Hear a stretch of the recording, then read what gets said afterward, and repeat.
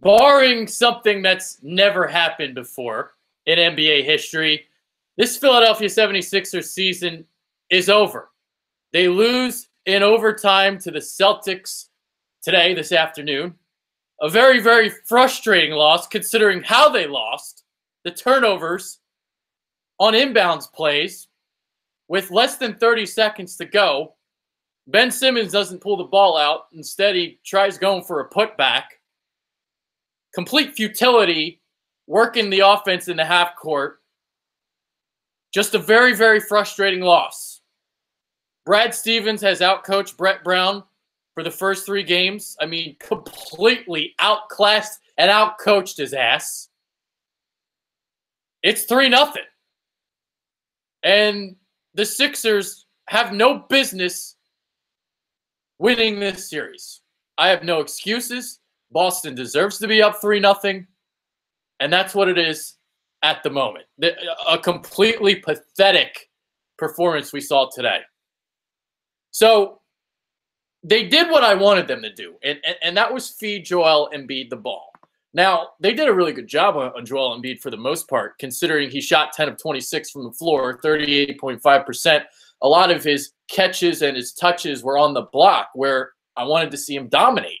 Aaron Baines and Al Horford did a pretty solid job on him for pretty much the most part. So 10 of 26 from the floor, 22 points, and 19 rebounds. We saw Ben Simmons bounce back from his 1-point performance in Game 2. He had 16 points, 8 rebounds, 8 assists, 8 of 14 from the floor. So we saw those 2 things.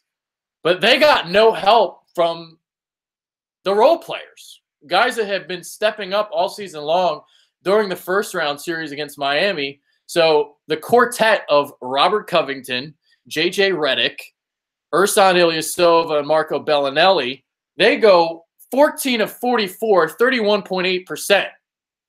Dario Saric, 4 of 11. He's really struggled this series. I mean, Rocco, 0 of 8, 0 of 5 from 3. So he put up a donut in terms of his field goals, and he did the same thing in Game 1.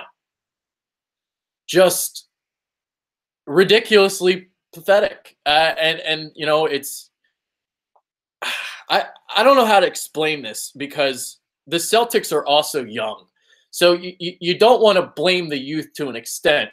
But the difference between the Sixers and Boston is at least Boston has some veteran leadership on their roster. I know that the Sixers have veterans, but I'm talking about guys like Al Horford and even guys on the bench that are hurt right now that can mentor the Celtics, like a Kyrie Irving, like a Gordon Hayward.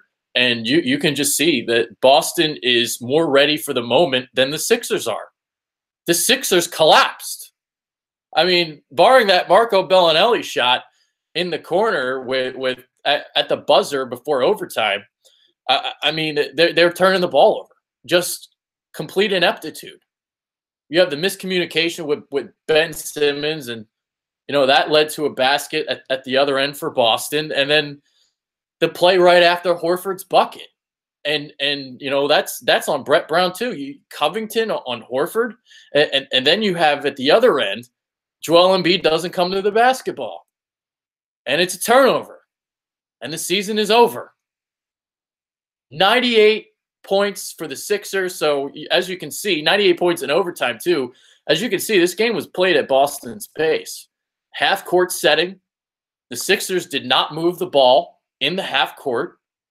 They're unaccustomed to playing this style. They like to run and gun. They like to shoot those threes in transition. And once again, the transition opportunities were limited. So they had a game plan today of feeding Joel Embiid the ball early and often, very consistently. He took 26 shots. A lot of them were of the variety that I was looking for. You know, he wasn't parked along the perimeter like he's been in the first 2 games, and they still don't win. So credit to Boston, credit to the Celtics. 101-98, they're up 3-0, and you know, again, barring something miraculous, we'll see if this series even goes back to Boston. So that's where we're at right now. Unfortunately, just me today. Kyle went to the game. He tried figuring out the Hangouts on his phone, and I guess it just wasn't functioning properly. So we'll try and get that sorted out.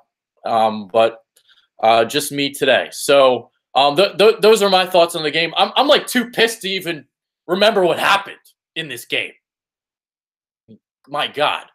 So I'll go to the comments really quickly. I kind of said what I needed to say, and let's see.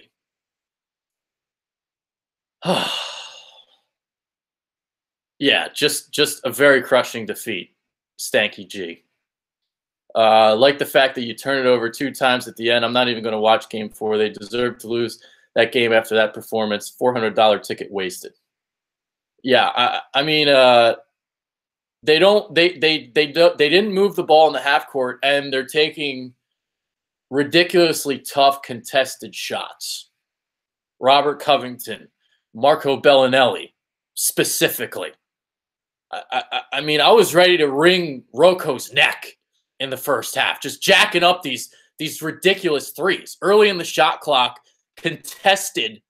Stop it, Rocco. Desert Eagle, shake my head. That's all I can do. And the confetti was pretty embarrassing. It's like Philadelphia. They've had all this losing with the process. They don't even know how to handle a win, and they didn't win. It was a 2-pointer.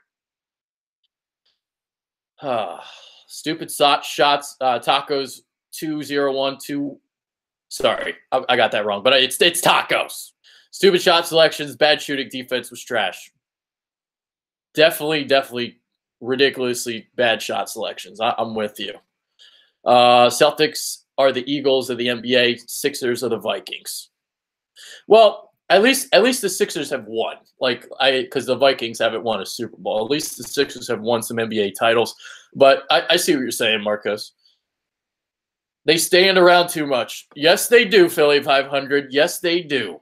It was feed the ball to Embiid, and a lot of people were just standing around. There was not a lot of movement in that half-court setting.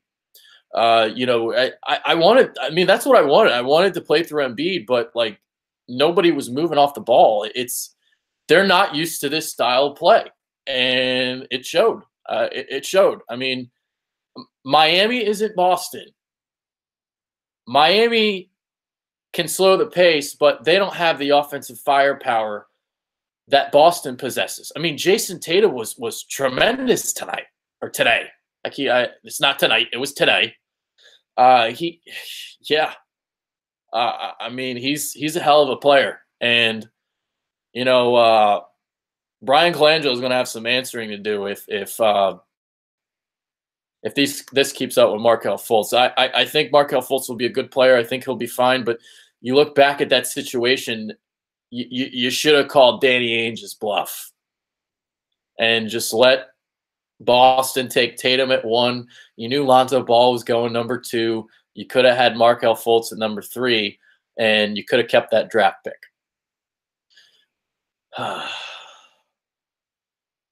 We need to mature a little bit next year.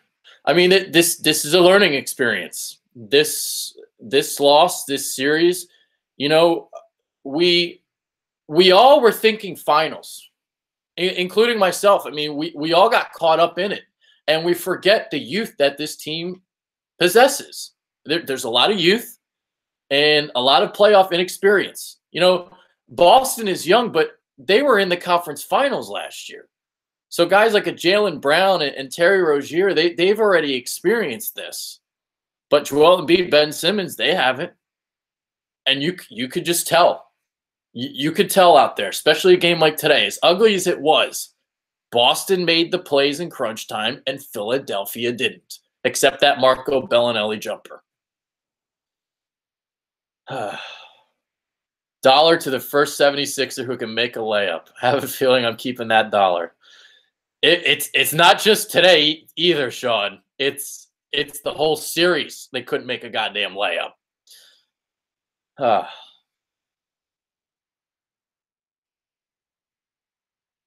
All you had to do was hold the damn ball, Ben. Oh man, I was like, oh. He wasn't thinking. He wasn't thinking. That's all we can say.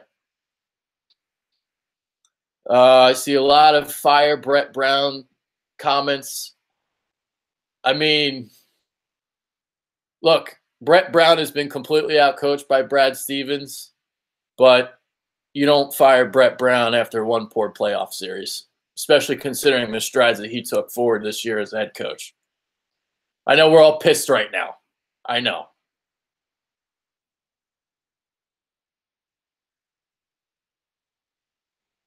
Yep. Stevens is just better than Brown. Yep. That's what it is.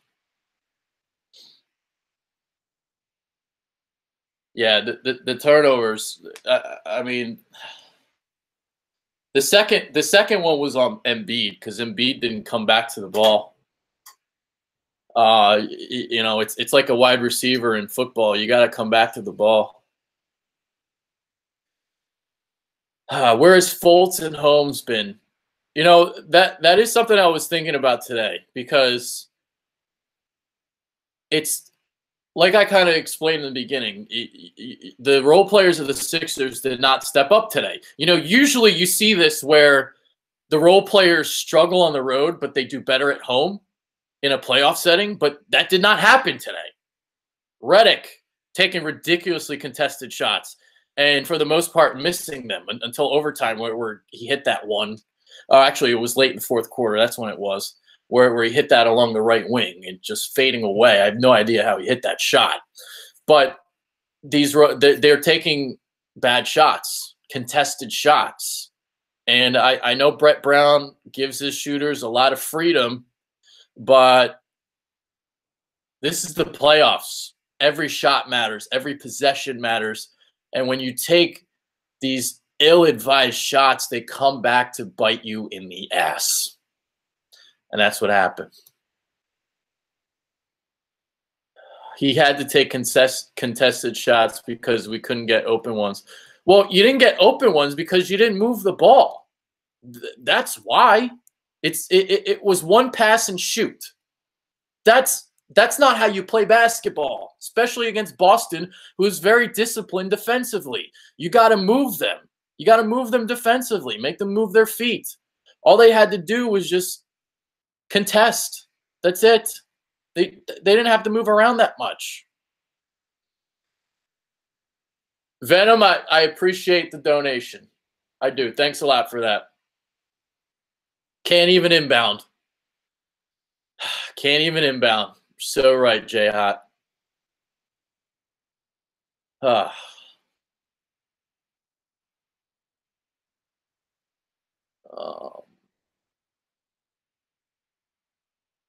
let's see. Bro, the cat coaching matters more than anything. Brett is full of shit. Well, like the players, this is also Brett Brown's first playoff series. And you learn from it.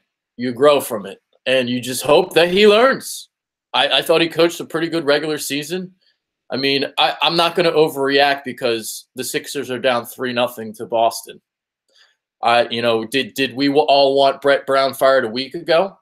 Because nobody was saying that a week ago. Now all of a sudden you guys want him fired. You got to take a long, hard look at that before we start saying that kind of stuff. Because they're the same people wanted Gabe Kapler fired after one series.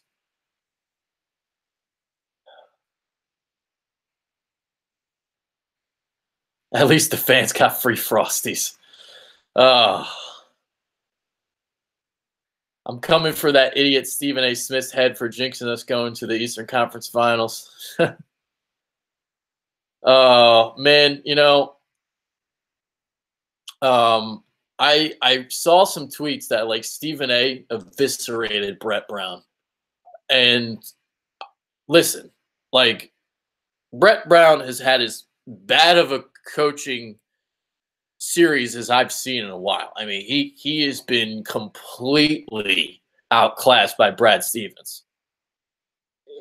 I mean, there's been so many head-scratching decisions that he's made, and it even includes today. I mean, it just with the inbounding and man, Brad Stevens is just running laps around them. FedQ, what if Kyrie and Hayward were playing? Well, they'd still be up 3-0. Oh, it's another learning apparent. It's definitely a learning experience. That's for sure. Oh man, he did that, and I do not agree with him. Marcos, you talking about Stephen A? About Stephen A eviscerating him? I'll have to. I'm sure I could find where he did it. I mean, like I don't know. They gotta work on their half court offense for the entire summer because this is the postseason. I mean, we see teams like those Mike D'Antoni teams, for instance. They always get to the playoffs and they lose earlier than they should because they play so fast and so up tempo that when they go against a team that likes to slow it down, they don't know what to do. And that's what's happened in this series. The Sixers have got in this half court setting and they don't know what to do. Brett makes Kapler look smart, and Gabe is a dope. Oh man, you hate Gabe Kapler, don't you, Sean? John Doe comes with something interesting, and this is something that I said before the series, and I still haven't seen it. So he says, why didn't Brett use Justin Anderson on Tatum? Tatum kept blowing by Covington every time. Now, I wanted to see more Justin Anderson in this series because of the wing players that Boston possesses.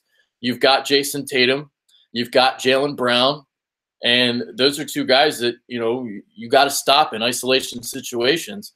And obviously the Celtics have been capitalizing on the Sixers switching defense, getting matchups against Redick and Marco Bellinelli, and today was Tatum on Covington. And Covington, normally a great defender, obviously, but Tatum is just so fundamentally sound, and he's good. He's very good. He's very good. Um, it is a learning experience. We learned Brett blows bison balls. uh, J-Hop says, I said it, eventually it will cost them. They got away with it in the regular season, but now everything counts. Embiid lets guys get in the paint like, what the fuck? And Robert just getting dominated by Tatum. Normally, this is something Kyle and I talked about in our last show. Like, normally guys will drive down the lane on Embiid, and Embiid has the length to make up and make the block. And we saw it on one instance today. I believe it was on Jaylen Brown, where Jaylen Brown drove the left wing. He helped out on defense, and he made the block, and that led to a Marco Bellinelli triple at the other end. But I wonder if the mask is bothering Embiid in terms of his vision and blocking, because I see him block people from behind all the time, and I didn't see it in this series as consistently as I'm used to seeing it. So why seemingly do they play better when McConnell is out there? I don't know. He just has those he just has that bulldog mentality. Um no, I'm not going to answer your questions, Rocky, because you're a fucking asshole. That's why. Um Embiid could be a lot more efficient on offense. Shooting under 40% in the post is not good. You know, Aaron Baines did a really good job on him. I thought Aaron Baines and Al Horford did a really good job on him. And, they were making him take tough shots. They were making him lose containment of his dribble. And, yeah, so. Um, yeah, let's see. See, like, now he's got to resort to this shit. Well, now he's getting blocked, so.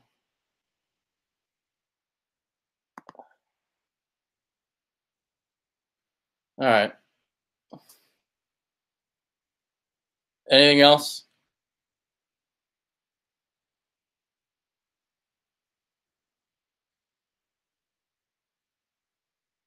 Do you think Ben should be our point guard? Our should get a real one like Schroeder, someone that make better decisions and have a better flow of the game.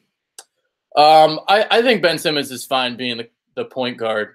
Uh, it's I also asked to see him more on the block, and I did see that too. Like, because obviously Boston has been clogging the paint. That's what every team does to Ben Simmons during the regular season. But Ben played scared the first two games, and he was very passive. I saw him take more shots today, obviously, and we saw him get on the block. And oh man, I haven't even brought up the missed dunk yet.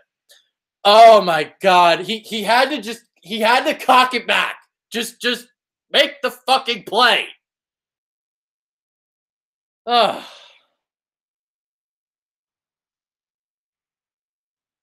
Yeah, I mean, LeBron James used to not be able to shoot either, and he worked on it. And now we're seeing LeBron James hit these like ridiculous fadeaways against Toronto. So I'm just hoping that he trusts himself to take shots during games, because he's going to work on it during the regular season. I mean, we saw videos during last offseason of Ben Simmons shooting jump shots and shooting 3-point shots, but then we basically didn't see him shoot a 3-pointer all year. So I just want to see something where he's not afraid to take the jump shot. I don't even care if he misses the damn thing. Just take them. Because defenders, obviously, they're sagging off on him, so they're giving him the jump shot. Now, the thing about sagging off of him, too, though, is he likes to get that head of steam going forward. So in that sense, it kind of does work in Simmons' favor. But, man, I mean, they're sagging so far back. You're getting an open 15-footer each and every time. Just hit the jumper.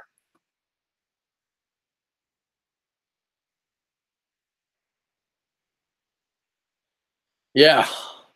Yeah, see, I forgot about the missed dunk because so much other shit happened after that.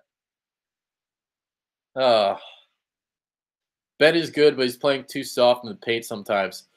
I think he's got to learn some post moves. Like he's a 6'10" guy who should probably know how to play in the post, but he's used to that dribble drive from the wings, from the top of the key. That I don't think he's just refined his post moves yet. I mean, even going back to LeBron, it took LeBron until basically the 2011 NBA Finals until he was like, all right, I'm going to work on my post game this offseason. And now, obviously he's got a lot of post games.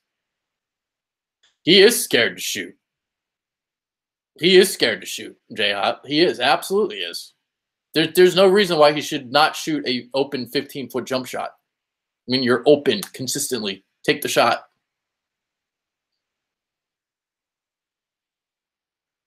He took some shots today, Marcos. He took them today.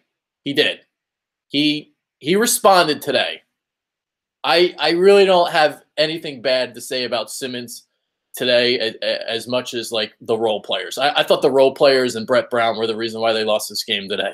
Because I thought Embiid played okay, but he also didn't fare as well as I thought he would in the paint. And I mean, 10 of 26, and most of those shots are on the block. So,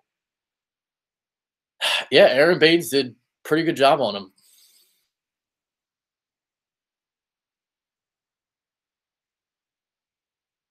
That missed dunk was huge momentum swing, though. The crowd was about to go crazy. Kyle was texting me, throughout the game. And until Embiid threw it down on Baines, you could hear a pin drop at Wells Fargo Center because Boston got off to such a great start, and they took the crowd out of the game. And Philadelphia was playing so putrid offensively and so sloppy that they didn't allow the crowd to get into it.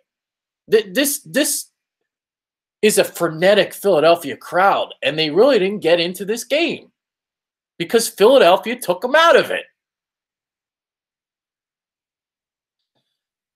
You think EDP watches the Sixers? I don't think he does, because I think he's a Spurs fan from what he's told me. So I don't think he's a Sixers fan. I thought the behind-the-back pass to Embiid's dunk on Baines was going to turn the series around, as did I, because that was part of a 13-0 run, I believe. I mean, he dunked on Aaron Baines in his man bun. I was if the Sixers would have won this game, I was ready to give Aaron Baines a moment of silence to start this show. But unfortunately, the Celtics spoiled that. I mean, I guess we could still give a moment of silence to Aaron Baines and his man bun, but they're up 3-0. There's no need to trash talk because the Sixers season's over. JJ's supposed to be our veteran rock, and he throws the game away in regulation, and we should have won from there if Redick doesn't throw it away. Yeah, I forget who it was that threw it away, but yeah, you're right. It was Redick. Oh, that was so frustrating, man. Just everything. Like, you'd think after you make the mistake once, you don't make it twice, and then they did.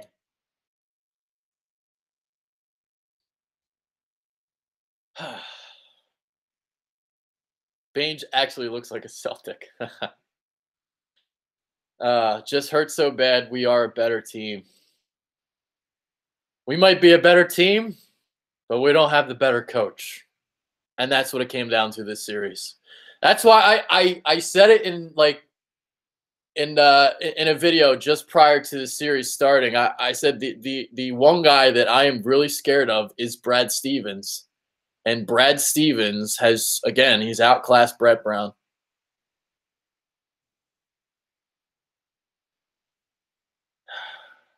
All right. Anything else? I got to write a recap now of this game, unfortunately. Do you think they are running out of gas and getting out coached? I mean, they never played 90-plus games.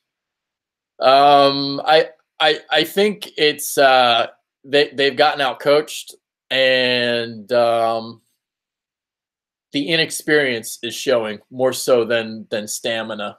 The inexperience of a playoff setting. Yeah. Brad Stevens is the second best coach in the NBA behind Greg Popovich. Greg Popovich is the only one that's better. Brad Stevens, dude, I love Brad. Like even when he was at Butler, I love Brad Stevens. Then when they hired him, I love the move. I love everything about Brad Stevens.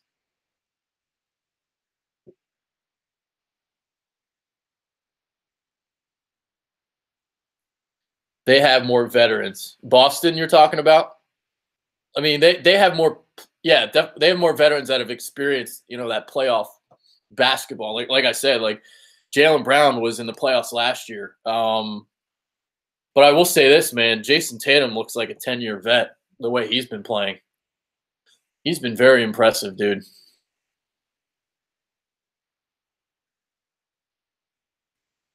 It's pissed me off. Ertz posted a picture with a Witten jersey, and fans are mad about it. He was his role model since high school.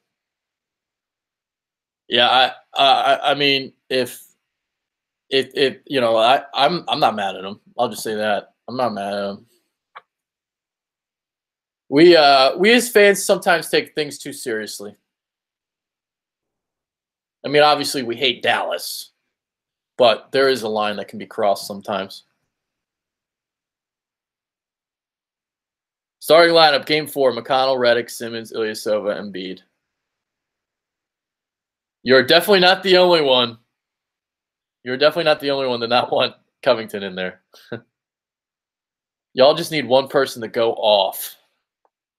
Yeah, unfortunately, nobody went off today. It's oh man, I was like this entire game.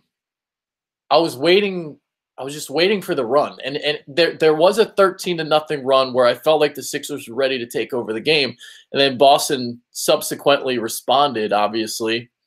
But I was waiting for that big run, and it never happened. And guys like Redick, guys like Bellinelli, Saric, and nobody came through. No one came up to the plate and smacked the home run. The only guy that, again, showed up to play, the only guy that showed up to play this entire series, actually, has been TJ McConnell.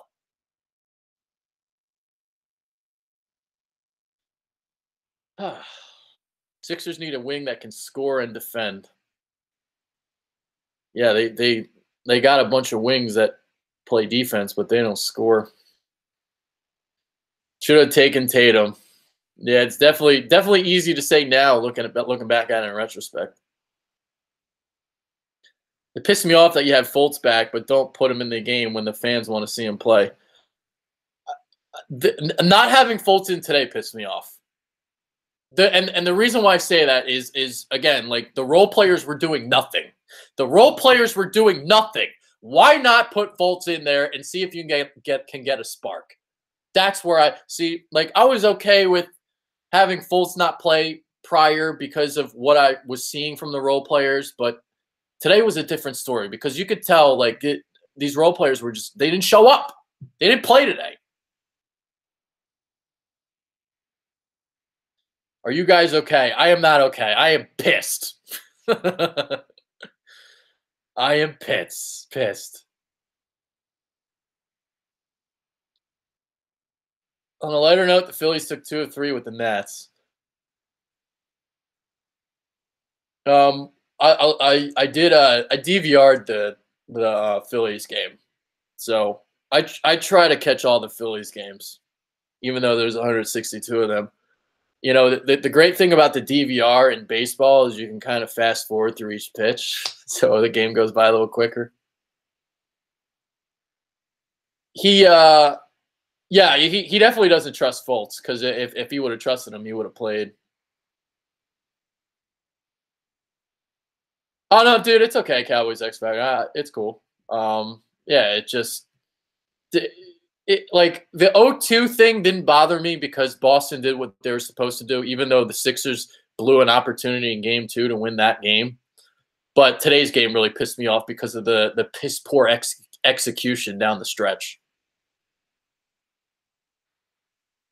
Hey, I know it's different subject matter, but I hear Joe Flacco is salty and hasn't talked to Lamar Jackson. Well, maybe it'll light a fire up under Joe Flacco's ass because ever since he's got his contract, he hasn't played. Well, he hasn't played well. We had multiple chances today. Oh yeah, there was a plethora of chances, and they didn't execute. I mean, even to start overtime, you got the first 5 points of overtime. It was 94-89, and you lost the game. Yeah, credit for winning today for Celtics goes to Al Horford. Yeah, he's been great this whole series. Um, you know, I'm not going to be one of those guys that's going to sit here and be salty and, you know, complain. And no, the Sixers deservedly they're deserved of this 0-3 deficit. They have played like the lesser team. Brad Stevens has outcoached Brett Brown. Desert Eagle is back. You haven't missed much. Just me getting pissed. Snorting red emojis. Yeah, more of my lots of videos. Love to watch them run over guys.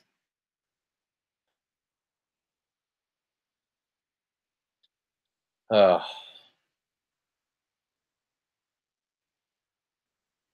how does Horford have 0 fouls? No one can guard Joel and get no fouls.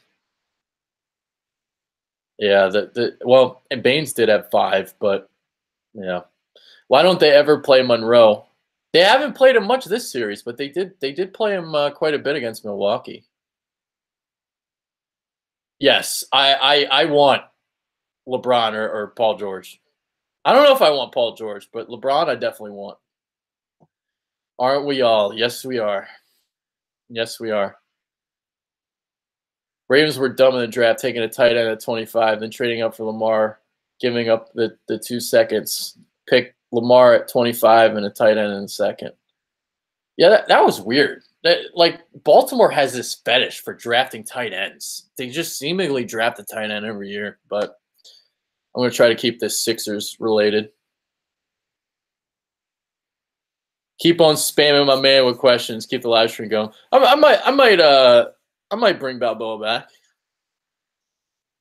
I mean, like, he's just annoying more than anything. I don't have a problem making him look bad.